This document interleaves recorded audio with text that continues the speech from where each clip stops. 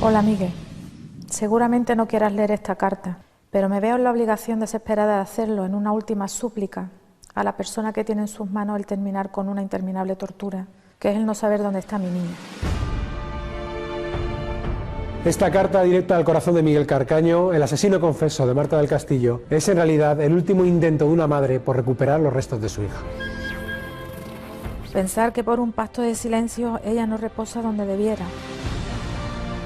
Imaginar que la sonrisa que tanto te gustaba de ella se pudre en un basurero o en el fondo del río, o sepultada en una tumba que no es tumba, sino un hoyo escondido para todos, salvo para ti.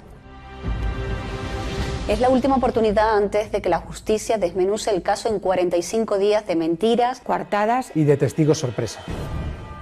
El taxista fue lo mejor prácticamente que ha pasado en el juicio. Lo que eran sospechas, un taxista lo convirtió en certezas. ¿Le dará un giro a este juicio? La validez del testimonio de este taxista depende de la credibilidad que le dé el tribunal, lógicamente. Esta es la crónica del juicio de Marta del Castillo y de mucho más. Es el relato del crimen que ha sacudido la conciencia de millones de españoles. Yo creo que la sociedad dice, clama justicia.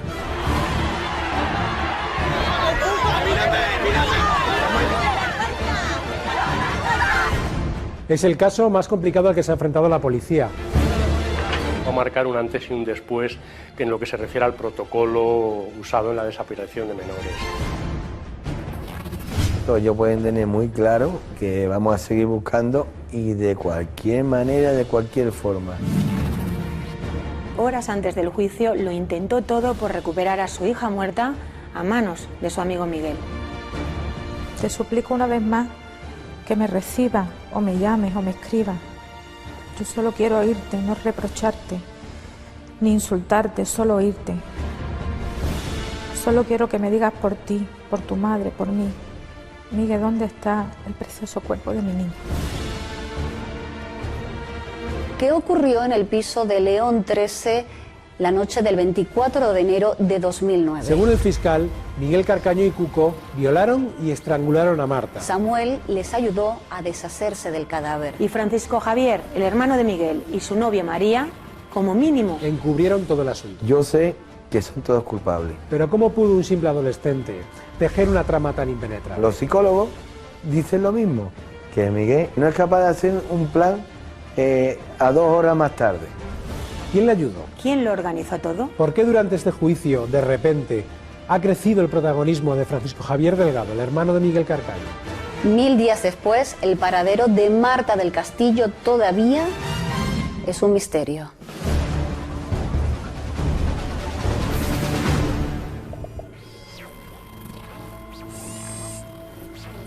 Pues como, no sé, como enfrentarte a lo peor que le puede pasar a una persona, ¿no? El tener que estar respirando el mismo aire que el asesino de tu hija, el tener que estar delante de las personas que saben dónde está tu hija, los que te han sometido a una tortura durante casi 3 años, con esa frialdad, y el tener que aguantar y mantener el tipo y contenerte la ira, ¿no? Y pensar que bueno, que las voces que estaban fuera gritando, pues era como si fuera mi voz también, ¿no?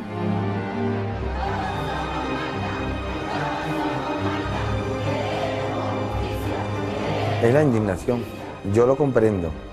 Comprendo que lo abucheen, que lo zarandeen.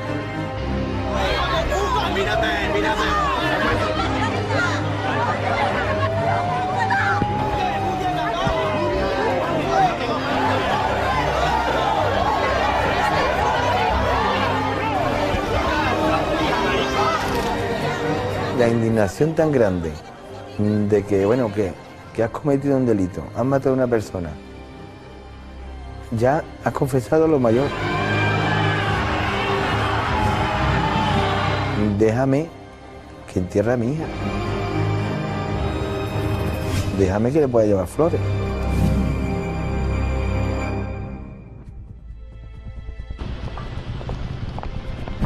Los padres de Marta llegaron juntos, Antonio y Eva llegaron de la mano, Para ellos era una prueba de fuego. Se veía que era un día importante para ellos, quizás de los más duros. ¿Tenéis esperanza de que digan algo de dónde puede estar? Esperanza ninguna. Él sin americana, sin chaqueta, en mangas de camisa, ella con una camisa azul, con su pelo suelto, rubio, siempre agarrada con fuerza la mano de su marido, porque ellos siempre han ido agarrados, es como que se sostienen el uno al otro, y andando pausados hacia los soportales. Al llegar a los soportales, Eva hizo un gesto como un suspiro, como un ya estamos aquí. Lo que temía era que en un momento determinado toda esa fortaleza que yo tenía, o que al menos aparentaba, se me derrumbara delante de ellos. Era mi preocupación, yo me quise mentalizar en que yo no tenía que llorar delante de ellos, que no me vieran débil, que supieran que la madre de Marta seguiría ahí fuerte, luchadora, sin un ápice de derrumbe.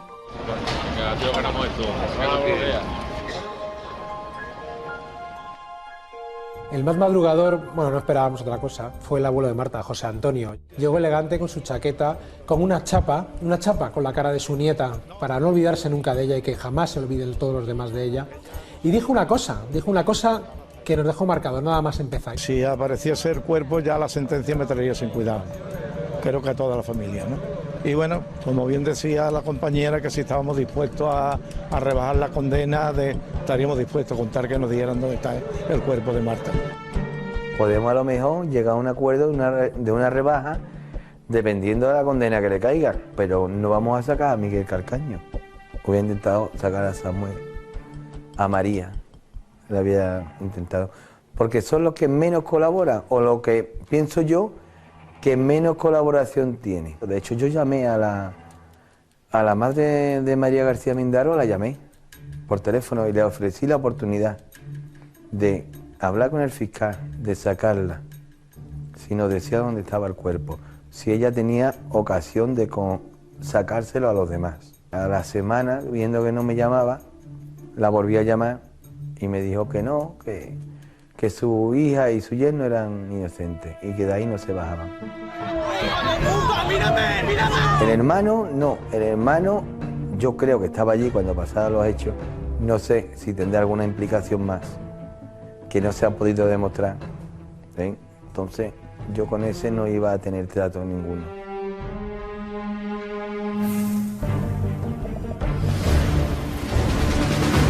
Y ahora mismo estamos sin saber quién ha sido ni qué ha pasado. ¿Cómo que quién ha sido? Solo si Samuel hubiera participado en la desaparición de Marta, podría haber hecho un comentario semejante. Lo único que te quiero decir que ya que estás implica conmigo, que digas a dónde está Marta. Te voy a contestar, ¿crees, ladrón, que todos son de su misma condición? Es que, señoría, discúlpeme, pero como usted comprenderá, en acusaciones falsas, pues es normal que me hierva la sangre.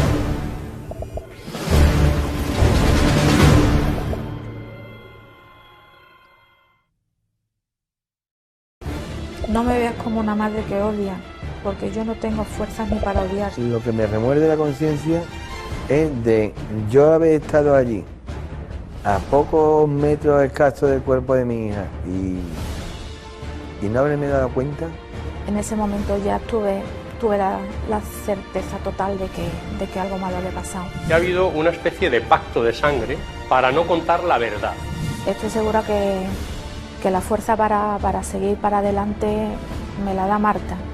Nunca imaginé que su destino sería morir así, tan pronto, con toda una vida por delante.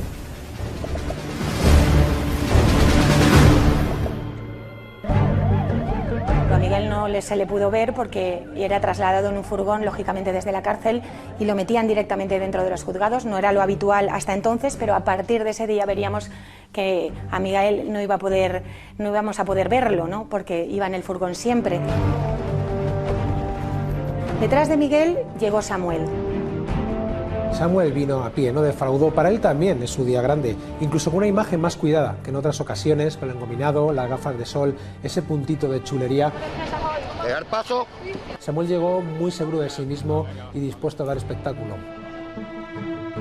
Inmediatamente después, y una actitud absolutamente diferente, llegó el hermano de Miguel, Francisco Javier Delgado, y su novia, María García. Francisco Javier iba embozado, con la cabeza gacha, para que no se le viera nada. María, a su lado, llevaba el pelo largo, muy distinto a como lo tenía antes, que antes lo tenía rizado y corto, ahora lo llevaba estirado, no alisado, con esa melena cubriéndole el rostro.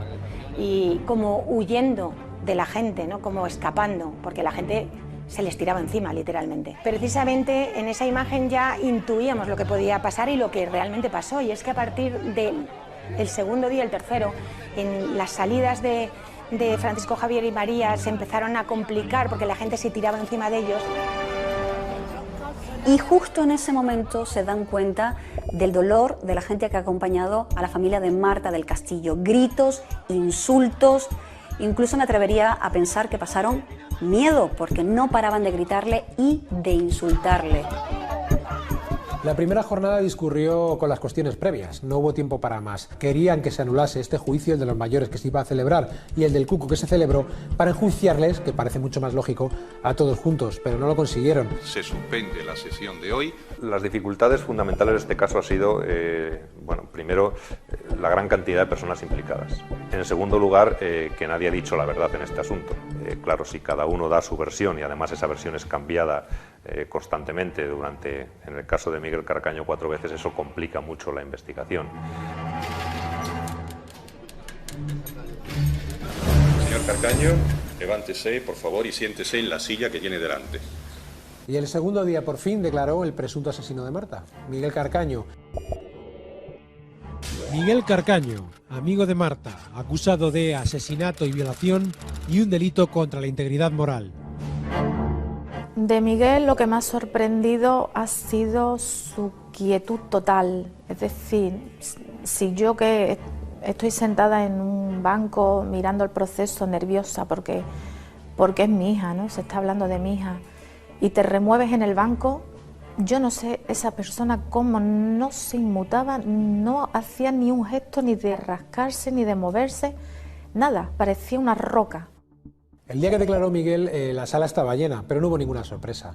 Se ciñó a la declaración que más le convenía. El día 24 de enero, es cierto que usted queda con Marta, ¿no? No quedo, voy a recogerla. Es cierto que en aquel momento ven ustedes al padre de Marta. Sí. ¿Usted conocía de antemano al padre? Sí. ¿De qué? De estar en su casa. Miguel, cuando yo lo conocí, siempre ha sido muy callado, con la cabeza gacha. Subían los amigos de mi hija, se quedaba en la puerta y yo decía, bueno, ¿y este por qué no entra? Yo decía, Marta, este quiere algo contigo, tú le gustas. Desgraciadamente no me equivoqué. Sobre las 8:25 más o menos llegamos a mi casa. Una vez que entro me doy cuenta que está mi hermano. El único objetivo de Miguel Carcaño era, contar la versión que más le beneficiaba y, por supuesto, sacar a su hermano y a su novia de la escena del crimen. Marta con mi hermano no tenían mucho feeling, por decirlo así. Siempre sin salirse de su versión, lo que sí que explicó, y con todo lujo de detalles, es cómo ocurrió, según él, la muerte de Marta. Estábamos en el cuarto discutiendo, estábamos entre el salón, como le he dicho, y el cuarto, y nos acaloramos, por decirlo así, discutiendo, y en uno de los momentos pues, había un cenicero encima de la mesa del ordenador, lo cogí y le di un golpe. Se cayó al suelo, y ahí ya me asusté. Me agaché, tenía un poco de sangre en la cabeza, cayó de espaldas. De espaldas. ¿Y usted comprobó si era simplemente un golpe, si era algo más? Yo cayó al suelo, entonces ahí me asusté, como le he dicho. Y nada, intenté a ver si no reaccionaba, yo la llamaba, pero nada. Y en ese momento, pues lo que he comentado, llegó el menor, ya no sabía qué hacer, le dije que fuera a llamar a Samuel. Y él fue a llamar a Samuel, yo me quedé en la casa, me acordé de un tensiómetro que tenía en el cuarto baño, de que era de mi madre, y se lo puse y no tenía pulso, ¿no? Por decirlo así. La idea que se ha planteado de un golpe, un cenicero, se me fue de la mano, eso no es falso, eso es radicalmente mentira. Y yo creo que todo el mundo que hemos trabajado en el foro, en la justicia durante muchos años, eso lo sabemos. Pensar que se hizo en un acto involuntario, en un acometido casi de un trastorno mental transitorio, eso no se ajusta a la realidad. No, se hizo porque se quiso hacer. porque se tiene ese carácter de dominación, porque había un yo muy narcisista. ¿Usted tenía intención de matar a Marta cuando la golpeó? No. ¿Qué intención tenía usted entonces? Dejar de discutir, ¿no? Estábamos muy alterados. ¿Cómo sacaron el cuerpo? En una silla de ruedas. Al relatar cómo habían sacado el cuerpo y lo habían metido en el vehículo para llevárselo, él se introdujo en el vehículo y evidentemente pues ahí fue una de las contradicciones más notorias de su declaración. ¿Cómo introdujeron el cuerpo de Marta? En la parte de atrás, en los asientos de atrás, la pusimos entre Samuel y yo. El menor se sentó con ella al lado y Samuel se sentó al lado, en el asiento del conductor. ¿Y dónde se desplazaron? No sé, yo regresé a la casa. Parece que no le importa, parece que pasa de todo, es como que no tiene sensibilidad. ¿En algún momento le comentó posteriormente a los hechos algo a su hermano? No. ¿Le mintió a su hermano en todo momento? Sí. ¿Por qué motivo? Para no implicarlo. Desde el principio Miguel siempre ha intentado disculpar a su hermano, por eso sitúa toda la acción siempre antes de que llegue la madrugada. Pero claro, llegó el turno de declarar del vecino. Toda la teoría de Miguel se venía abajo como un castillo de naipes. Cuando usted vio a Miguel Carcaño, ¿es cierto que llevaba una silla de ruedas? Sí, sí. Enfrente de su puerta hay como un espejo y estaba delante del espejo con la silla de ruedas, que era sobre las 1:30 por ahí. Poco después veíamos cómo Miguel Carcaño se quedaba sin coartada porque su novia de camas y la madre de la niña confesaban precisamente que Miguel Carcaño esa noche abandonó la vivienda sobre la 1:15, 1:30 de la noche. Y hizo el intento de salir por la ventana de mi habitación. ¿Qué le dijo Miguel? Que él iba a su casa a arreglar un problema con su hermano. Yo le pregunté qué problema y me dijo que iba a solucionar un problema con su hermano y a borrar pruebas antes de que nadie las viera. Rocío, la novia de Miguel, solo dijo la verdad porque la policía empleó una treta con ella, que fue detener a toda su familia. Les llevaron a todos a comisaría y se los pasaron por delante, toda su familia, hasta la abuela de 80 años. En realidad les detenían acusados de robar unos ordenadores. ¿Le habló algo sobre un charco de sangre? Sí, me dijo que esa tarde había estado con Marta, que habían discutido los dos. El hermano estaba en la habitación, salió, peleó con Marta, cogió un cenicero, le dio. La golpeó. Cuando le preguntaron por qué dijo que había violado a Marta antes de matarla, explicó que era una idea que se le había ocurrido para eludir el jurado popular. ¿Es cierto que usted manifestó en esta declaración que usted había violado y dado muerte a Marta junto con el menor? Sí. ¿No es cierto esto? No. ¿Por qué declara usted eso entonces si no es cierto? Era para imputar al menor, ya que él había imputado a mi hermano por unos delitos que él no había cometido, como lo estaban diciendo. Nuestra ley de enjuiciamiento criminal permite a los jueces elegir cualquiera de las declaraciones prestadas por un imputado en instrucción, aunque luego se retracte de ella en el juicio y preste otra. Por tanto, los jueces sí pueden elegir esa declaración en la que Miguel cuenta con absoluto detalle cómo se violó a Marta y cómo se la asesinó. Para que los jueces la puedan tener en cuenta por encima de otras, tiene que estar corroborada por otros datos periféricos que la doten de credibilidad. Para muchos es la verdad, la declaración de la violación, y que además justifica el intento de suicidio. Ya estaba que no podía más, tenía mucha presión encima y decidí suicidarme, ¿no? ¿Por qué culpó usted a Samuel? Porque él está conmigo, ¿no? Él me ayudó, igual que yo estoy asumiendo mi responsabilidad, que los demás asuman la suya. Lo cierto es que el fiscal podía haber sido un poco más duro en el interrogatorio a Miguel, y lo cierto también es que hasta 3 veces le preguntaron directamente dónde estaba el cuerpo de Marta y él respondió con un no tajante. ¿Usted sabe dónde está el cadáver? No. ¿Dónde se encuentra el cuerpo de Marta del Castillo? No lo sé. Yo asumo que sí, que yo le di el golpe, pero que yo no me llevé el cuerpo de mi casa, que no sé dónde está. La jornada acabó y fue una decepción. De hecho, el padre lo que dijo, el padre de Marta, fue que no había creído en nada a Miguel, salvo en una cosa. Lo único que ha dicho que me creo es que el hermano estaba allí. Él se lo dijo y ahí se le ha escapado eso. Yo creo que ha sido un fallo garrafal inconsciente que ha tenido, que ha dicho la verdad. Yo me parece que es la versión que le interesa, es la que está dando y la que le ha dicho su abogado. ¡Que se la van a tu hija! Miguel no piensa. Miguel es como un burro que le ponen y lo mandan por un camino y de ahí no se sale.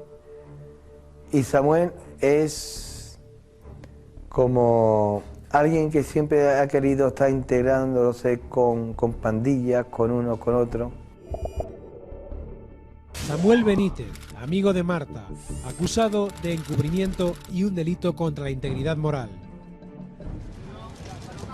Mira, que se lo hagan a tu sobrino. ¿Te acuerdas de tu sobrino? De aquí de Tarteso, que se lo hagan a él.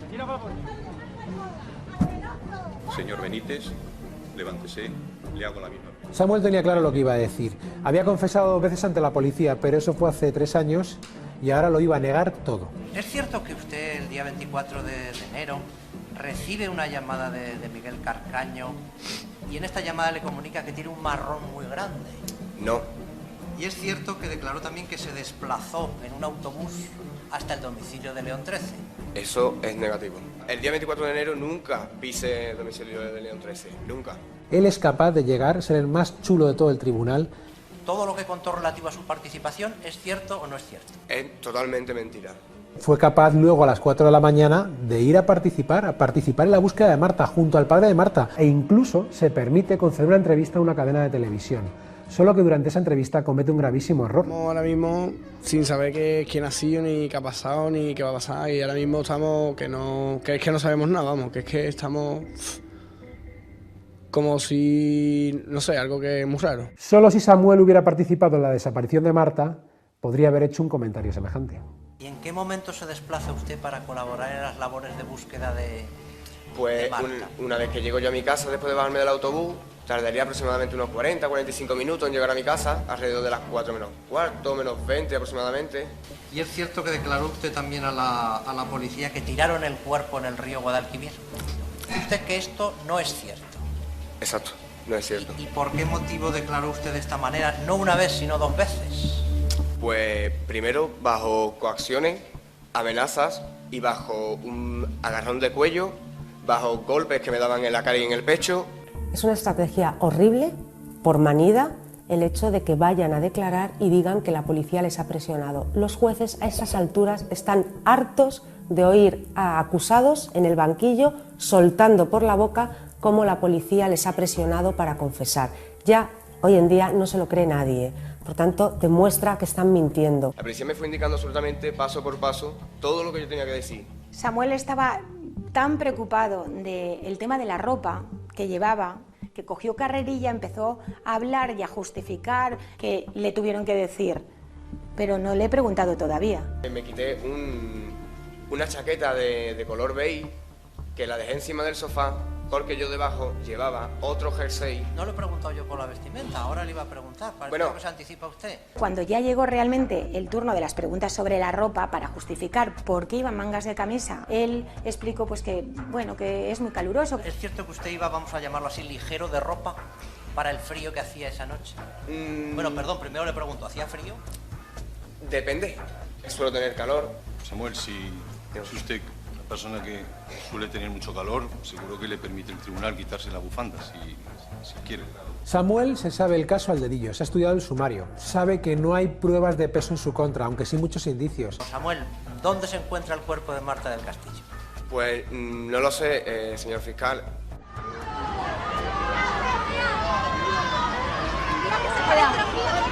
¡No de puta!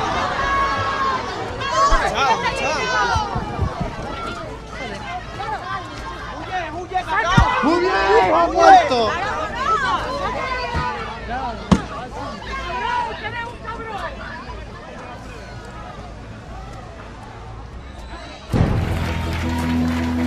La familia necesitaba una respuesta contundente y rápida, que se vieran las caras Miguel Carcaño y Samuel, que cara a cara pudieran hablar delante del tribunal y delante de la familia de Marta de lo que ocurrió esa noche. Como no sea con un careo aquí, no pienso que nunca vamos a sacar paradero de nuestra hija. No era el primer careo entre Miguel y Samuel, pero este, en cualquier caso, fue una simulación de careo porque no pasó ni de los 3 minutos. Yo creo que fue para contentar a la familia de Marta. Un careo sirve para que los careados, en este caso Miguel y Samuel, entren en contradicción y de esas contradicciones podamos sacar conclusiones. También me llama poderosamente la atención la actitud de Samuel y de Miguel en ese famoso careo. Yo, desde luego, de haber sido mis clientes, les hubiese recomendado otro tipo de actitud. No les benefició en absoluto ese careo. Lo único que te quiero decir, que ya que estás implicado conmigo, que digas a dónde está Marta, ya que tú estás en la calle y yo estoy en prisión, y se ve que tu actitud es lo más pasota que se puede hacer. Te voy a contestar, ¿crees, ladrón, que todos son de su misma condición? Eso es lo primero. Y explícame tú, con el mayor respeto a todas las personas de la sala, ¿quién te cree tú que tú, una persona, mata a una persona? ¿Y quién se va a creer de esta sala? Y con el máximo respeto a todas las personas que hay en la sala, ¿quién se prestaría a ayudar a desaparición de un cuerpo cuando otra persona es el que la ha matado? Porque yo, no. De hecho, Miguel le espetó: si tú no tienes ni el billete de autobús para justificar cómo has vuelto de Montequinto. Y él dijo: bueno, eso no te lo tengo que explicar a ti, ya se lo explicaré al tribunal.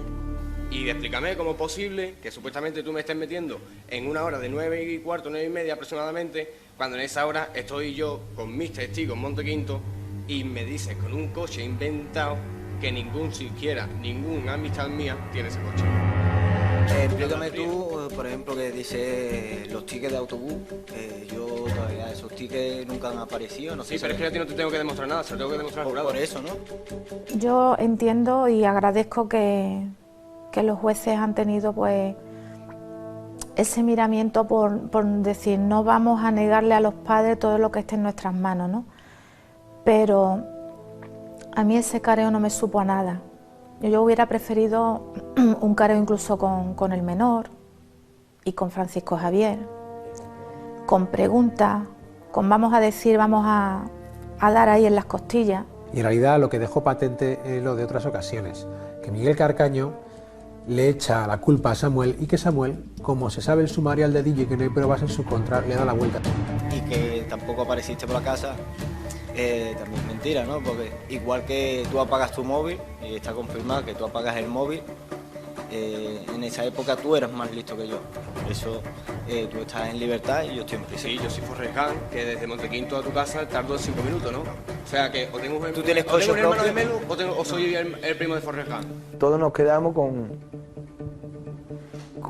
con la impotencia de que el careo se podía haber sacado más, ya que se podía haber sacado más. Fue muy corto y el juez fue muy rígido en que no se alzara la voz unos a otros, como si allí fueran a acabar pegándose. Es que, señoría, discúlpeme, pero como usted comprenderá, en acusaciones falsas... perfectamente y seguro que usted me entiende perfectamente a mí, con actitudes más pasivas. El careo, aunque parezca mentira, porque la gente pensaba que Samuel estaba muy nervioso y gesticulaba mucho y era dubitativo, es que él es así, él es histriónico y tiene esa forma de expresarse y no estaba más nervioso que Miguel. Miguel perdió una gran oportunidad en ese careo y de hecho parecía como vencido. Yo intento demostrar que tú ese día no cogiste autobús, tenías coche. Entonces, por ahí te intento decir que sí, que tú viniste a mi casa con coche, no en autobús, como tú dices. Y que tampoco apareciste por la casa, también es mentira, ¿no? Es fácil aquí acusar en este país sin aportar pruebas y por el contrario, haz como yo, que hablo y aportando pruebas, las aportaré. Durante el careo, Miguel se mantuvo casi igual que lo ha hecho a lo largo de todo el juicio, tranquilo, seguro, con frases cortas, las piernas juntas, la mano una sobre la otra y apenas se le escuchaba hablar. Samuel fue mucho más altivo, se le enfrentó, se le encaró y una vez que concluyó el careo, un careo por cierto muy corto, muy descafeinado, Samuel respiró y se santiguó. Lo de Samuel, pues, si uno no tiene nombre, lo del otro, no lo sé, ¿no? Esos gestos de presionarse, no lo sé. Yo creo que un poco de protagonismo. Y yo lo califiqué como cacareo. A mí me dejó como diciendo, pero esto qué ha sido, ¿no? Lo que vimos de verdad fue una pantomima que, bueno, parecía una discusión entre dos amigos en un bar. Bueno, en este caso concreto yo estoy convencido de que ha habido una especie de pacto de sangre entre ellos para no contar la verdad. Ha habido un grupo de menores compinchados, pero no para cometer el crimen, sino compinchados entre ellos como amigos. Han hecho un pacto con respecto al silencio, pero no han hecho un pacto con respecto a qué es lo que vamos a contar, para que nuestras versiones coincidan. Y han generado un dolor incalculable. Porque eso los psicólogos sí lo sabemos. La muerte de un hijo es lo más terrible que te puede pasar.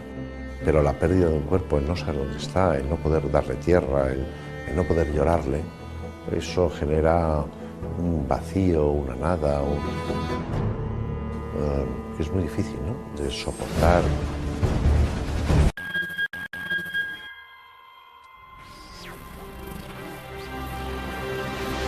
Hola, Miguel. Seguramente no quieras leer esta carta, pero me veo en la obligación desesperada de hacerlo en una última súplica a la persona que tiene en sus manos el terminar con una interminable tortura, que es el no saber dónde está mi niña.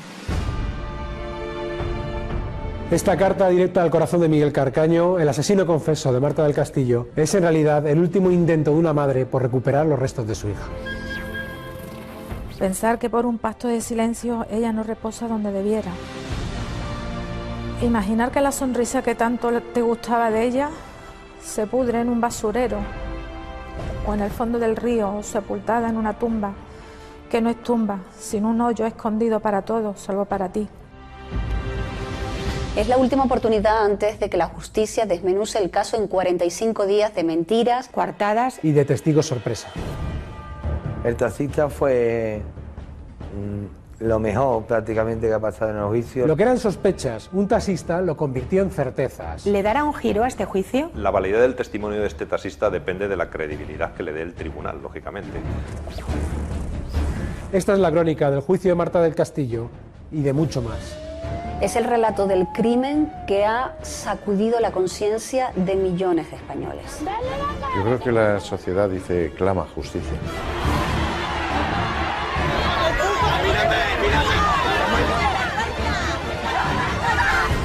Es el caso más complicado al que se ha enfrentado la policía. Va a marcar un antes y un después en lo que se refiere al protocolo usado en la desaparición de menores. Ellos pueden tener muy claro que vamos a seguir buscando y de... Durante los días posteriores a la desaparición de Marta, Miguel Carcaño y su hermano Francisco Javier cruzan muchas llamadas en las que el hermano mayor Francisco Javier le da muchos consejos, le anima. Habla tú, hablo yo con ellos, pero yo ya no puedo seguir sin más. Tengo una presión encima que no puedo. Ha llegado un momento en que ya no te dejaron tranquilo, ¿verdad? Hasta que ya no se nos ocurre que mirar porque no hay nada que encontrar, porque no hay nada que buscar. Que Miguel es muy torpe. Y los psicólogos dicen lo mismo, que Miguel es... el coeficiente mental que tiene es medio bajo y que no es capaz de hacer un plan a 2 horas más tarde. Entonces, solamente queda el hermano. ¿Sabía usted que estaban buscando a Marta del Castillo cuando dijo la frase que acabamos de escuchar, no hay nada que encontrar, no hay nada que buscar? Posiblemente sí, porque es una frase posterior al día 24. Para mí ha sido dura por las escuchas, porque te crea mucha impotencia el estar escuchando a este sinvergüenza. Durante su interrogatorio, Francisco Javier se mostró incluso como una víctima cuando recordaba los malos modos de la familia de Marta cuando llamaron a su puerta la madrugada de la desaparición. Mi hermano aporrea la puerta y entonces este individuo pues sale con muy malos modos. No, pues, ¿por qué no has abierto la puerta antes? ¿Por qué no abres esa puerta? ¿Por qué no das la cara? El enfado de Javier estaba más que justificado porque para entonces él ya sabía que Miguel había salido de la casa esa noche empujando una silla de ruedas. Cuando usted habla con su hermano, ¿qué es lo que le transmite usted? Tampoco se identifica con ningún nombre, pero sí me amenaza fuertemente. Pero mi hermano cuando llega a casa yo le digo, Javi, ¿qué es lo que ha pasado? Dice, mira, algo ha pasado, ¿eh? Lo han visto con una silla de ruedas, yo ahí se me cayó el mundo. Yo sí antes tenía una sospecha de que a mi niña le había pasado algo, en ese momento ya tuve la certeza total de que algo malo había pasado. Francisco Javier tuvo la actitud de siempre y arrogante y no se salió para nada del discurso que siempre ha tenido, que él se fue a casa de su exmujer, que le da coartada. Usted permaneció aproximadamente dentro del domicilio de Rosa unas 2 horas y cuarto, 2 horas y media, ¿no? Entre las 9 y las 11:30. Sabemos que es mentira y la mujer lo encubre porque en el bloque que hay, en la urbanización donde vivía, había cámaras de seguridad. Entonces las cámaras de seguridad lo enfocan y lo enfocan de frente, llegando al portal y entrando en el portal. Y 15 minutos más tarde se le ve salir. ¿Dónde va? No va a León 13 a decir lo que hay que hacer.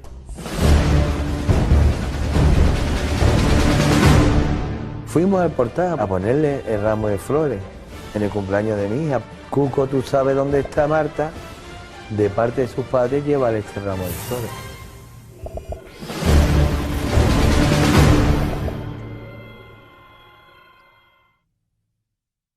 Con la muerte de tu madre te quedaste solo, pero con la muerte de mi hija te has quedado vacío.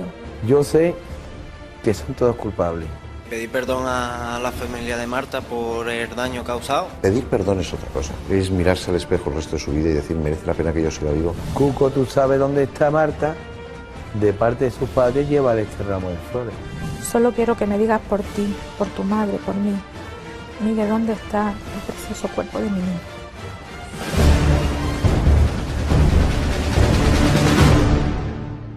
A pesar de su frialdad en toda la declaración, el hermano de Miguel, Francisco Javier, cometió un error: hablar de su relación con Marta del Castillo. Si me hubiera dicho Marta o me hubiera dicho Eva, me hubiera sonado igual en ese momento. Lo que interpreto es que a Marta usted no la conocía de nada.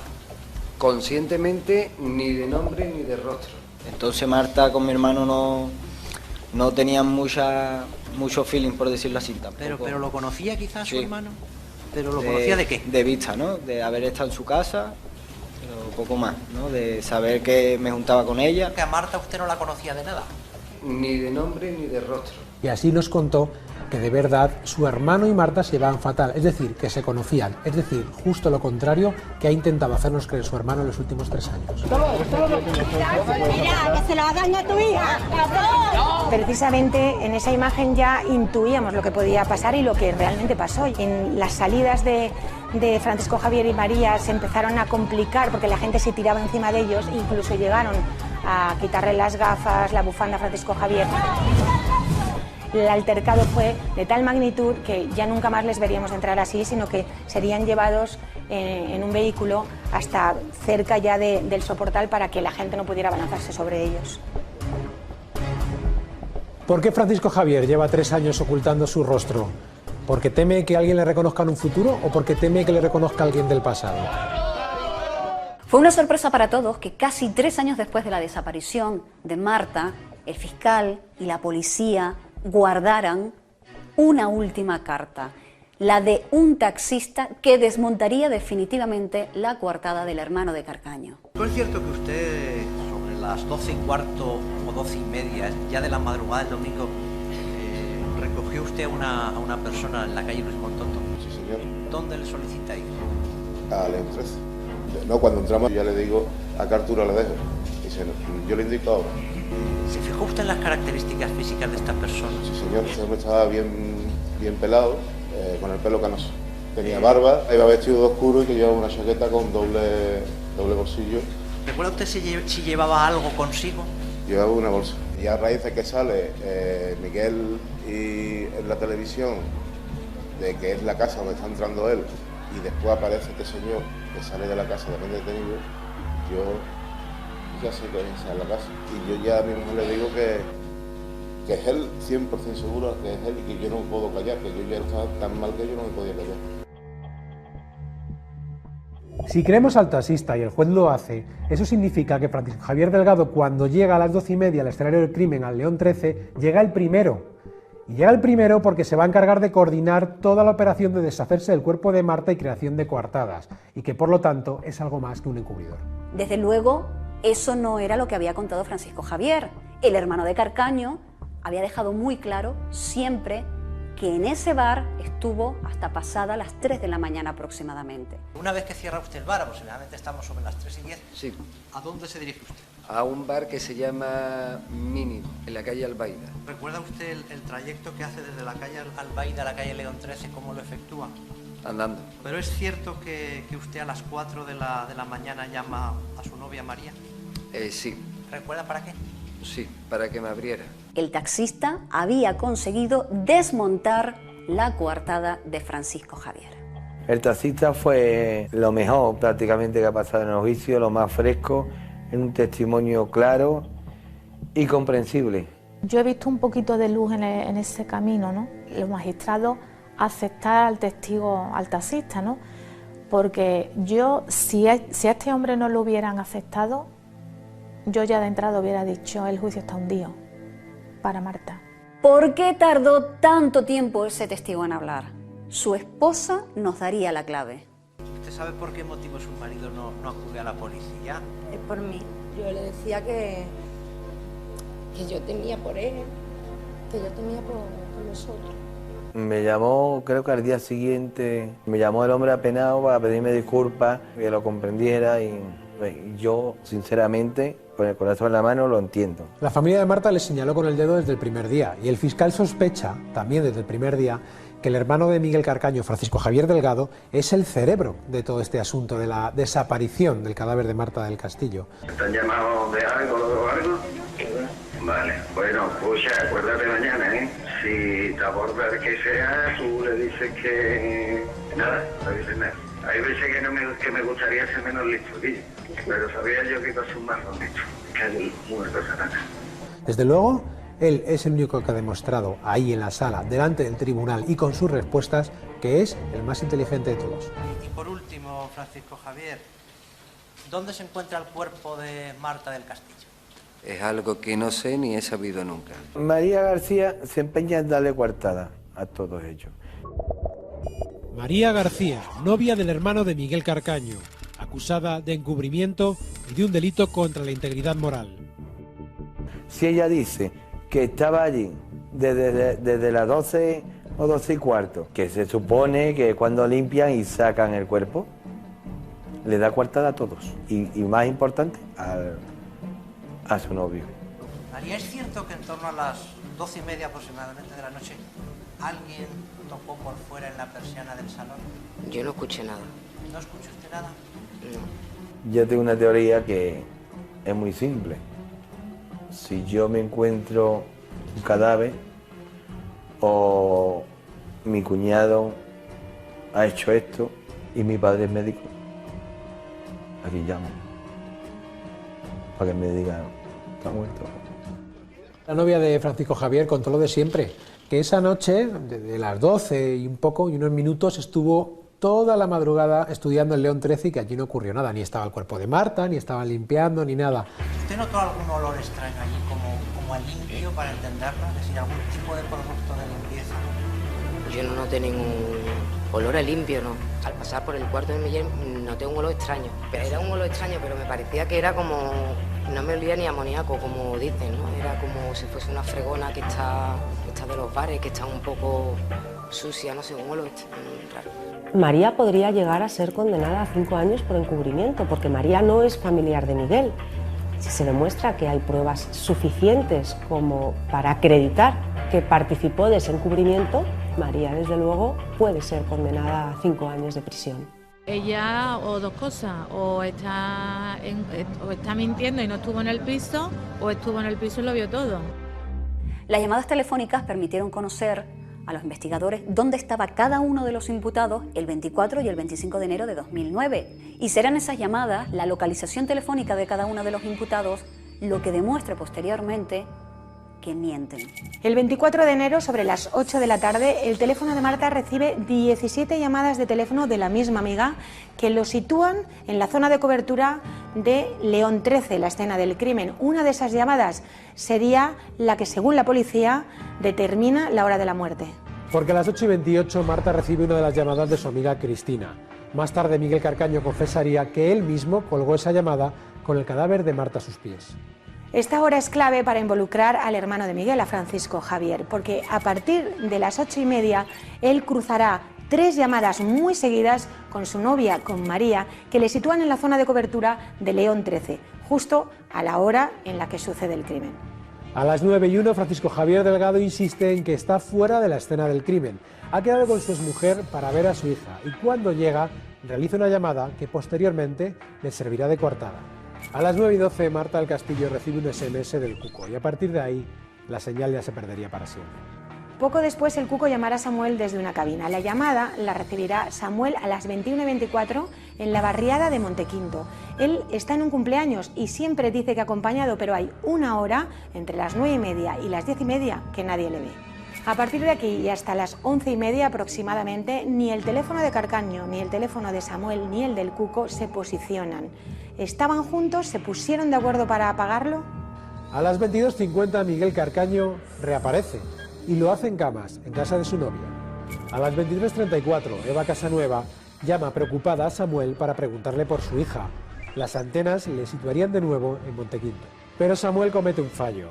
A Eva le cuenta que Miguel le ha dicho que dejó a Marta sana y salva a las 12. Lo que ocurre es que faltan 40 minutos para que sea medianoche. Poco después, a la 1:37, Miguel recibe una llamada crucial. Es Eva, la madre de Marta, preguntando por su hija.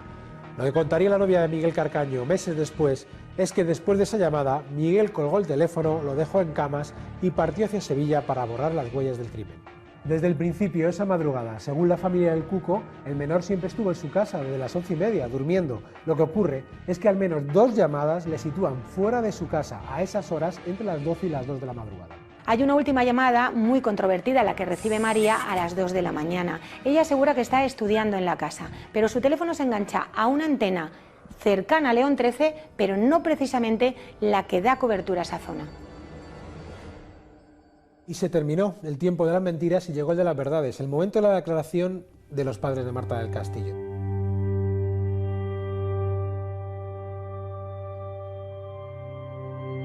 Hasta ahora todo lo que hemos escuchado son mentiras que se van a demostrar con el paso del tiempo y el primer día de que en la sala se van a escuchar las verdades. A Miguel lo tengo muy visto, a Samuel lo tengo muy visto. Estos dos que tanto se tapan la cara, quería verle la cara, mirarle a los ojos y en mi mente hacerle una fotografía. Y la he conseguido. Los tengo clavados en la mente. A los dos. Lo primero que hizo fue clavarle sus ojos azules a María García, a la novia del hermano de Miguel Carcaño, porque Antonio pensaba entonces, que María García era la única que se podía quebrar. Él empezó a recordar lo que había sido desde por la tarde, porque fue la última persona que vio a Marta, cuando le dijo, no irás en la moto con Miguel. Lo vi allí y me extrañó, porque tenía yo conocimiento de que vivía en camas, y que tenía una novia en cama. Yo lo miré a él, le dije que no quería verla o que fuera en moto y él me contestó de que tranquilo que estoy de paso. A partir de ahí ya Antonio empezó a recordar su angustia porque sabía que algo había ocurrido cuando Marta no llegaba a casa. ¿Usted tocó en las persianas, las intentó levantar, vio usted luz? Yo primero miré a ver dónde había luz. Vi que no había luz en ninguna. ¿Y escuchaba usted quizá algún ruido o no se escuchaba nada? Absolutamente nada. Nada. Y he pensado muchas veces que me podían ver llegar, que conocían el coche y que podían apagar la luz. Y yo, lo que me remuerde la conciencia es de yo haber estado allí, a pocos metros escasos del cuerpo de mi hija, y no haberme dado cuenta que me tenía que haber quedado toda la noche allí. Tenía que haber abierto la ventana como fuera y entrado. Eva Casanueva entró en la sala convencida de que no iba a mirarles, muy digna, se sentó en la silla y comenzó esa declaración en la que fundamentalmente relató su angustia desde casa. Es tanto el dolor que nos tienen sometidos que el hecho de que nos devuelvan el cuerpo de mi hija, ya eso, aunque parezca absurdo decirlo, sería un alivio. Mientras Antonio estaba buscando, ella estaba en casa con el teléfono. las llamadas que hizo, llamadas incesantes a Samuel y a Miguel, la contradicción entre Samuel y Miguel sobre la hora que habían dejado a Marta, hasta el punto, o sea, se puso tan nerviosa que contaba cómo en una de las llamadas a Miguel llegó a amenazarle con echarle a la policía encima, porque Eva sabía que Miguel escondía algo. Le digo que soy la madre de Marta, que Marta es que había estado con Miguel, que necesitaría contactar con Miguel porque ella no me coge el teléfono. Y Samuel me dice, mira, yo es que estoy aquí en Montequinto, dice, pero Miguel me ha dicho que la ha dejado a las 12. En ese momento yo veo que mi marido mira el reloj y dice, pero si no son las 12. Eva acabó su relato, su declaración, y todos pensábamos que se marcharía con la misma seguridad con la que había entrado a la sala, pero no. Eva tenía claro, tenía que hacer una cosa antes de marcharse. Retrocedió un poco y clavó su mirada fría y directa a Miguel Carcaño, el único que ha confesado ser el responsable de la muerte de su hija. Estoy segura que la fuerza para seguir para adelante me la da Marta, porque yo soy creyente y yo sé que ella está en un sitio de donde nos da fuerza, y luego la fuerza de que tengo que hacer que la vida de mis dos hijas sea, dentro de todo este dolor, lo más normal posible, ¿no? Yo tengo claro que a mis hijas el asesinato de Marta del Castillo las va a seguir de por vida, ¿no?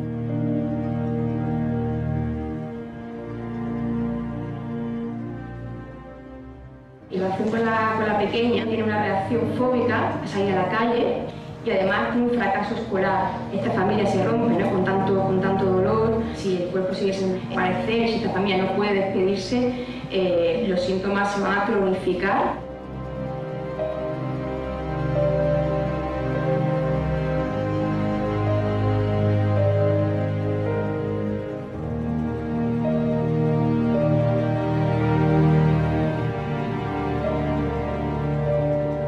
Estuve a punto en un momento de salirme del juicio, cuando declaró el psicólogo, y estaba dispuesto a salirme de la sala, para no soltar una lágrima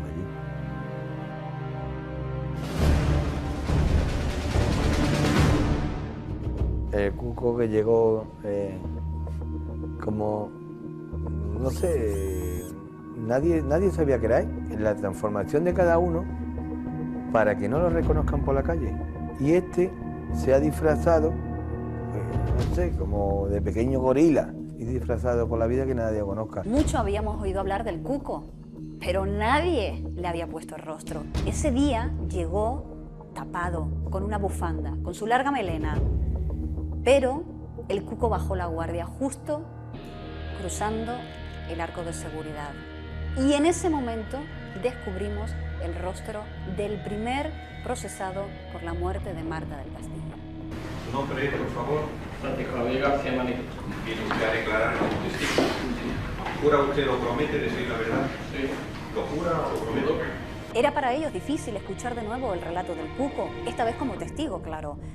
Había sido condenado por un tribunal de menores y, como único delito, el de encubrimiento.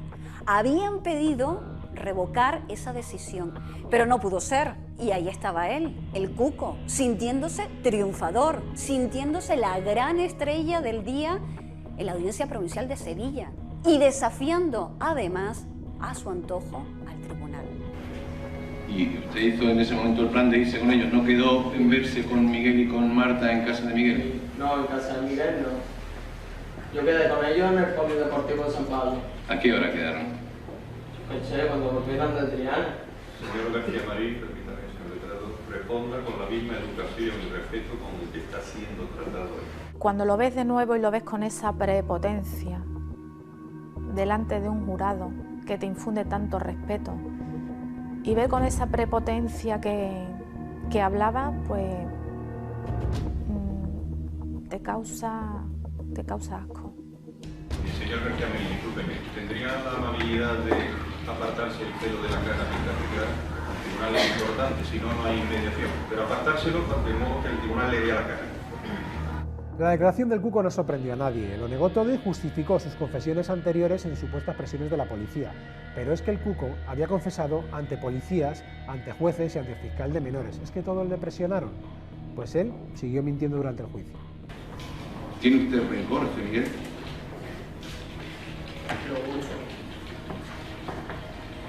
¿Ha querido vengarse de él en algún momento? Se me ha pasado por la cabeza, pero no es cuestión de igualar los niveles. ¿Es por ello por lo que usted mete a su hermano? No. ¿Solo por presiones de la policía? Por presiones. El juez comenzó llamándole la atención por sus modales. Continuó diciéndole que se quitara el pelo de la cara para dirigirse al tribunal. Y el abogado de la acusación terminó suplicándole que dijera dónde está el cuerpo de Marta. ¿Quiere usted hacer el favor de decirnos al tribunal y que puedan descansar los padres tranquilamente algún dato al poder encontrar a Marta? Si yo lo supiera, ya se lo hubiera dicho hace tiempo. Y si lo quieren saber, pregúntenselo a él. ¿Quién es? Señor García Marín, eso último son. Vale, de acuerdo. Ni de acuerdo, no hay forma de dirigirse a un tribunal. No hubo respuestas a la desaparición y muerte de Marta del Castillo. Y claro, eso provocó lógicamente la decepción de la familia de Marta del Castillo, pero sobre todo la ira de toda la gente que esperaba a las puertas de los juzgados. ¡Quédate con ella! ¡Entrégala lo que tienes que hacer, asesina! ¿Por qué no protegéis a Marta cuando la estaba matando? ¿La ves? No te olvides que no. Quédate con ella y con mi cara. Yo siempre pensé que era el eslabón débil, pero Cuco no ha podido ser el eslabón débil porque tenía ahí a la Cuca, que era su madre. Hace 3 años se negaba, la tuvieron que entrar arrastrando prácticamente dentro del despacho donde se tomaba declaración a su hijo, mientras ella gritaba que no quería entrar allí bajo ningún concepto porque su hijo era un asesino. Ahora, 3 años después, dice que pondría las manos en el fuego por su hijo. Tenían que venir los dos, primero por orden estaba ella y después estaba el marido. Constatados son los hechos de que la madre del Cuco nunca quiere declarar antes que su marido. Lo hace pues para después la madre corregir todos los errores que haya podido tener este hombre. Nos enteramos en el mismo día que esta señora había tenido un desguince. Pues el juez hizo bien en mandar un perito. El informe que le da al juez dice que poder declarar, puede declarar. Por si fuera poco, con retrasar su comparecencia, durante el interrogatorio, cuando llegó la pregunta clave, si era posible que el Cuco hubiese cogido las llaves del coche para trasladar el cuerpo de Marta, Rosalía no debía tener preparada esa respuesta porque se equivocó, aunque rápidamente intentó corregirla. ¿Dónde dejó el llavero esa noche? Habitualmente las dejaba en la entrada. ¿Es posible acceder a ese llavero si usted está durmiendo sin que usted se advierta de esa circunstancia? Dentro de casa sí, la pueden coger. Que si pueden coger las llaves sin que yo me dé cuenta, no. Esa señora sabe más de lo que ha contado. La madre del Cuco, doy de fe y ciencia cierta que sabe dónde está mi hija. El Cuco también lo sabe. La defensa de los padres de Marta ha solicitado que se deduzca testimonio por falso testimonio a la madre del Cuco y al Cuco. Puede prosperar ese falso testimonio respecto a la madre del Cuco si se acredita que mintió, que no puede prosperar el falso testimonio del Cuco, puesto que el Cuco tiene una figura híbrida. Los testigos están exentos de declarar todo aquello que les perjudique. Y no nos olvidemos que el Cuco ha sido coimputado en otro procedimiento.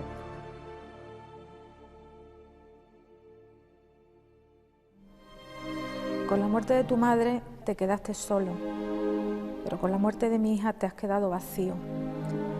Con ese vacío en el estómago que no te deja dormir, porque no hay acto más cruel y despreciable que quitarle la vida a una persona, y más aún si esa persona te tenía el cariño que Marta te tenía, porque ella siempre se alegró cuando las cosas te iban bien. Puede que todo esto te raye, que te haga sonreír mientras lees estas palabras escritas desde el dolor de una madre que se consume, pero quizás algún día comprendas todo el sufrimiento que estás causando a unos padres y a unas hermanas que a pesar de todo todavía te siguen llamando el Miguel.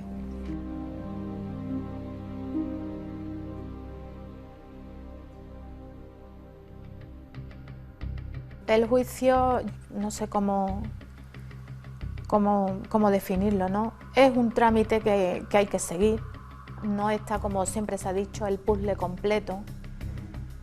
Pero yo quiero entender que hay suficiente como para hacer justicia. Yo sé que son todos culpables, de eso no tengo duda. Siempre quiero ser muy cauta, ¿no? No hacerme falsas esperanzas. El juicio ha sido duro, pero todos esperan que la justicia actúe con contundencia contra todos los implicados. Desde luego, las conclusiones de la Fiscalía contra ellos han sido tajantes, como pudimos escuchar en la penúltima sesión del juicio. Nosotros sostenemos que la muerte de Marta del Castillo se produce porque lo que intenta es encubrir una agresión sexual. Estos hechos serían constitutivos de un delito de asesinato. Van más allá de un simple homicidio, que está describiendo un ataque rápido, sorpresivo, a una persona que se encuentra inerme o aturdida que acaba de sufrir una agresión sexual. Describe perfectamente en su declaración cómo mientras uno de ellos le sujeta por la espalda, el otro utiliza un cable a largadera y estrangula y le da muerte por asfixia. A Miguel se le solicitan 52 años de cárcel por las acusaciones. Se le solicitan 20 por asesinato, 15 y 15, es decir, 30 por 2 violaciones y 2 por delito contra la integridad moral. En el peor de los casos, y digo peor para la familia de Marta, si se tiene en cuenta el escrito de la defensa, que pide 3 años por ese homicidio imprudente, Miguel en unos meses está en la calle. Samuel se enfrenta a 5 años de cárcel, 3 por encubrimiento y 2 por un delito contra la integridad moral. Aunque en el juicio lo haya negado todo, el fiscal da como buena la primera versión del joven que participó en el traslado del cuerpo de Marta. Su argumento es claro: Samuel no tiene coartada durante al menos una hora. ¿Dónde se encuentra Samuel Benítez entre las 9:15 y las 10:30?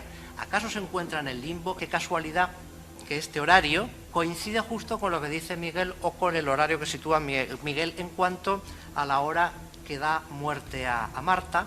A Francisco Javier, al hermano de Miguel, de los 8 años que le piden por encubrimiento, delito contra la integridad moral y amenazas al cuco, debería de preocuparle, desde mi punto de vista, única y exclusivamente el delito contra la integridad moral. Del encubrimiento, aunque haya prueba más que suficiente, va a salir absuelto porque el Código Penal así lo exige por ser familiar. La intervención de Francisco Javier es fundamental. Es una persona que es más mayor, más responsable, quizá asume también el papel de hermano mayor, el padre cuidador, que tiene que preocuparse por su hermano pequeño y sacarle de este marrón.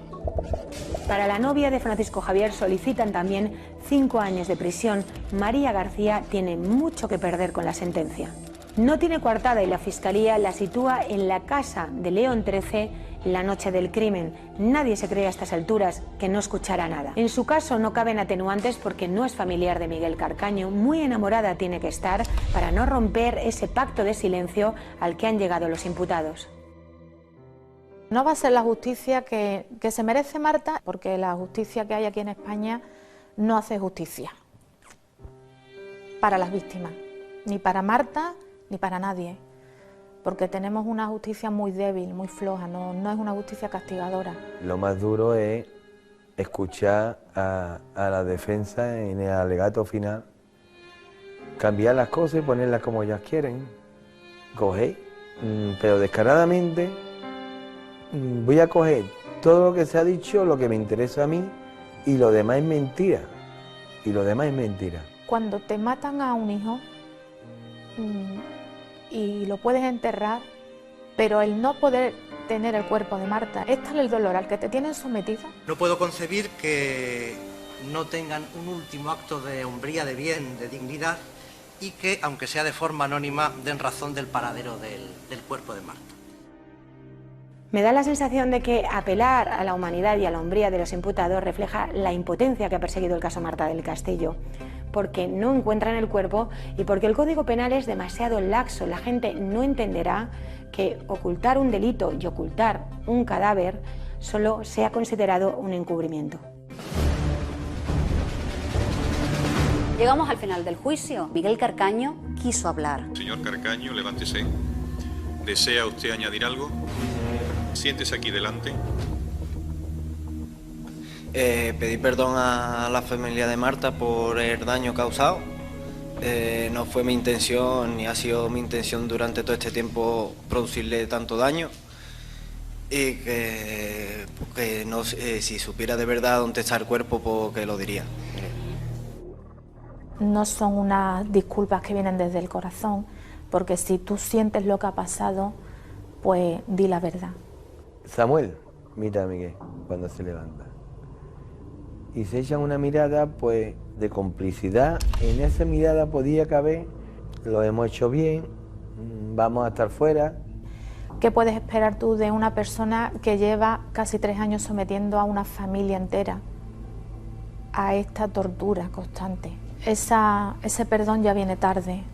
Y después de Miguel, el resto de los imputados también quisieron hacer uso de ese último turno de palabra. Señor Benítez. Decir que siento mucho sinceramente lo que ha pasado a la familia de Marta, pero Marta también era amiga mía y yo no he tenido nada que ver. Las de Samuel tampoco me valen. Hay algo que me repugna. No digas que tú eras amigo de Marta.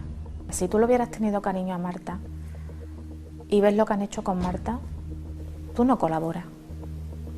Sé que mucha gente lo está pasando mal por este caso, en especial la familia de Marta, pero no hay nada que yo pueda decir o hacer para aliviar ese dolor que como padre entiendo. Eso ha sido como meter más el dedo en la llaga, porque ha sido cara a la galería, porque Javier se giró ante la cámara, se quitó la gafa, como si se limpiara una lágrima, porque se había emocionado. El señor que todo lo habla calculando y midiendo sus palabras. Es frío como un témpano. Señoría, quiero pedirle disculpas por traer el papel, pero es que me voy a poner muy nerviosa y sobre todo quiero expresar mi condolencia y mi pena a la familia de Marta del Castillo. Voy a decir 2 frases y ya está, porque no voy a ser capaz. Solamente quiero decir... No, porque ya estoy nerviosa, ya me cuesta mucho trabajo. Solamente quiero decir que yo no puedo aliviar ese dolor porque yo no sé nada de lo que le ha pasado a Marta. No voy a decir nada más porque... Cínica. No le sale de corazón decir las cosas porque las tenía que llevar escritas en un papel. Las lágrimas de María eran más bien de miedo que del sentimiento que podía tener hacia nosotros. Que siempre han estado muy prepotentes pensando en que se van a salir de Rosita y que a lo mejor ahora tiene la duda. Lo peor fue las disculpas de esta gente, porque para mí si se hubieran callado me hubieran hecho un favor. Pedir perdón es otra cosa. Pedir perdón es mirar a la cara, pedir perdón es arrepentirse, pedir perdón es sufrir a partir de ahí, pedir perdón es mirarse al espejo el resto de su vida y decir: ¿merece la pena que yo siga vivo? Eso es pedir perdón.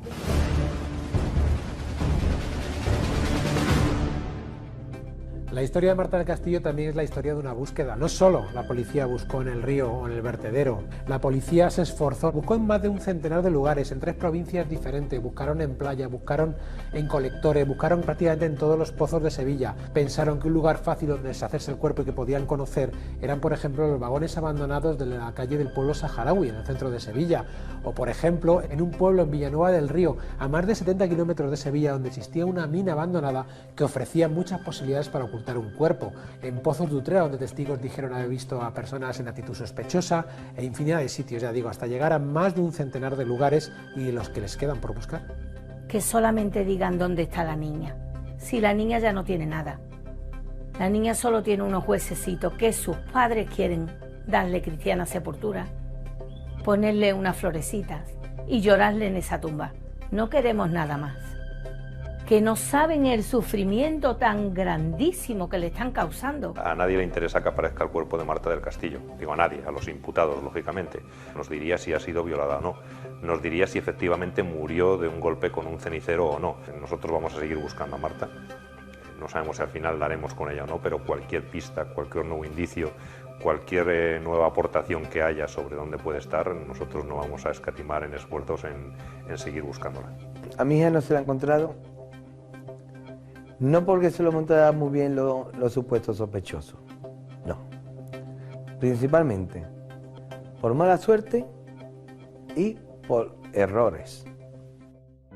Tenemos un dolor de puertas para afuera porque tenemos que seguir luchando, tenemos que seguir gritando que por favor nos devuelvan a Marta. Ya no es un dolor íntimo que tú cierras la puerta y lo llores en casa. Tienes que seguir luchando, tienes que seguir diciendo que todos somos Marta. Todos somos Marta, todos somos Marta. Y que por favor te devuelvan, que alguien diga algo, que mientras no tengamos a Marta tendremos que seguir así. No soy el padre vengador, si hubiera sido el padre vengador, ya seguro que no estaría aquí ahora, seguro, porque yo sé dónde buscarlo. Se veía dónde...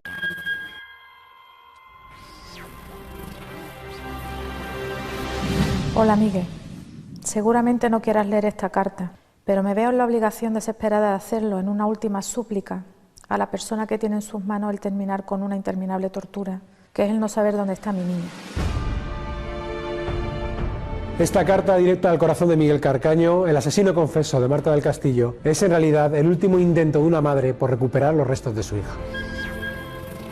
Pensar que por un pacto de silencio ella no reposa donde debiera. Imaginar que la sonrisa que tanto te gustaba de ella se pudre en un basurero o en el fondo del río, sepultada en una tumba, que no es tumba, sino un hoyo escondido para todos, salvo para ti. Es la última oportunidad antes de que la justicia desmenuce el caso en 45 días de mentiras, coartadas y de testigos sorpresa. El taxista fue lo mejor prácticamente que ha pasado en el juicio. Lo que eran sospechas, un taxista lo convirtió en certezas. ¿Le dará un giro a este juicio? La validez del testimonio de este taxista depende de la credibilidad que le dé el tribunal, lógicamente. Esta es la crónica del juicio de Marta del Castillo y de mucho más. Es el relato del crimen que ha sacudido la conciencia de millones de españoles. Yo creo que la sociedad dice clama justicia.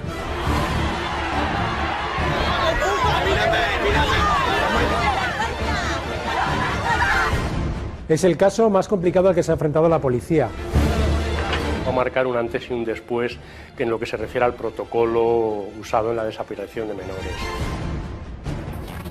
Ellos pueden tener muy claro que vamos a seguir buscando y de cualquier